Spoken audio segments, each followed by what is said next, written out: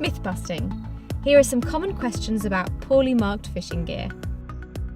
Do lobster pots have to be marked? There is a general marking requirement for fishing gear laid within territorial waters that says each passive gear used for fishing shall permanently display the registration numbers and letters displayed on the hull of the fishing vessel to which it belongs.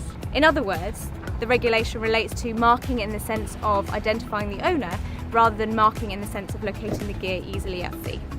How should fishing gear, such as lobster pots, be marked? Floats or buoys should be clearly visible on the surface, both at high tide and when the tidal stream is at its strongest.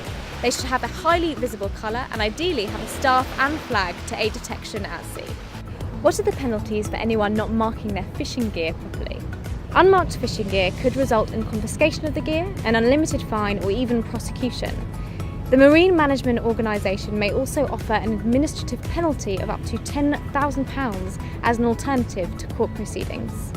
Who's responsible for enforcing the rules? In the UK, it's the MMO. At a local level, the inshore fisheries and conservation authorities adopt their own bylaws, which may include the marking of gear. It falls to each IFCA to enforce their respective bylaws. How are the rules enforced? The Royal Navy deploys fisheries protection vessels to patrol and enforce the legislation. Quite often, MMO officers will be on board and will take the lead on any prosecution. However, unmarked fishing gear is difficult to prosecute unless a fisheries officer actually witnesses the gear being deployed or recovered. If you see a badly marked lobster pot, can you just remove it? No. That could amount to theft or criminal damage.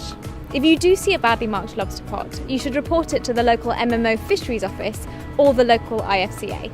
Can the Harbormaster remove it? Most harbour authorities have the power to remove anything that might cause interference with the use of the harbour.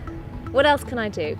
Without compelling evidence that poorly marked fishing gear presents a real hazard, the government is not in a position to change the legislation to tackle it.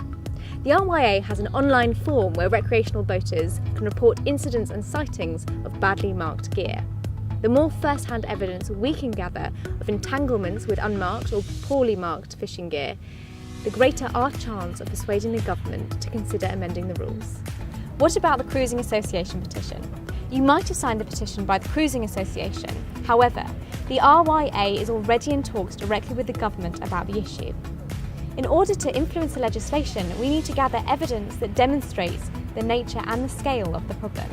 The online system allows boaters to report sightings and near misses to help us build a comprehensive evidence base and a heat map for those areas in which static gear is particularly a problem. The RYA believes all fishing gear should be marked for the purposes of navigation, and we need your support to prove this to the government.